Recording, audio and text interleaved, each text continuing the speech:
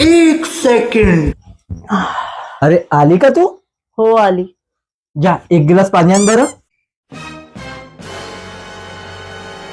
का व मला एक गोष्ट सांगा, तुम्ही माझ्यासोबत लग्न का फक्त काम करायसाठीच केलं का? पागल आहे का हो तू? पागल आहे का तू? तर सकाळपासून संध्याकाळपर्यंत नुसते तुमचे काम करायला लागते. तुमचे काम करा, सासूचे करा, सासऱ्याचे करा, ननदचे करा, देराचे करा, सगळ्याचे सकाळपासून संध्याकाळपर्यंत नुसते काम करत राहावं लागते. तुला आणायचं ना तर नको आणू ना. मी काय जबरदस्ती करून राहिलो का तुले?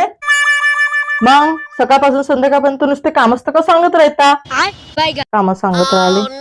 त्या दिवशी मी लग्नामध्ये गेलो होतो तर आई नाही का, तू इतकी तारीफ करत होती तिथं पाहुण्यामध्ये. माई सून म्हणे इतकी मस्त कामं करते म्हणे, इतकी मस्त स्वयंपाक करते म्हणे.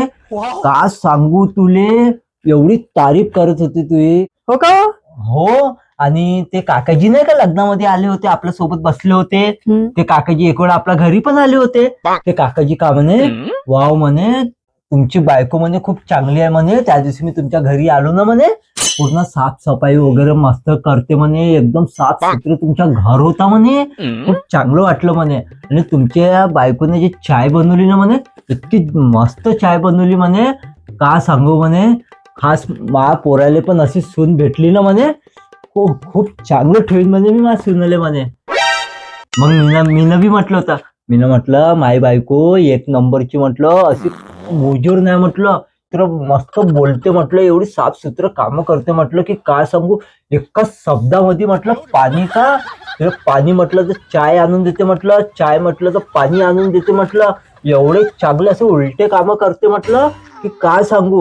आणि मी तिला काहीतरी बोललो म्हटलं चांगलं, मग मस्त सीधे कामं करते म्हटलं. ते एवढी हुशार आहे म्हटलं माझी बायको.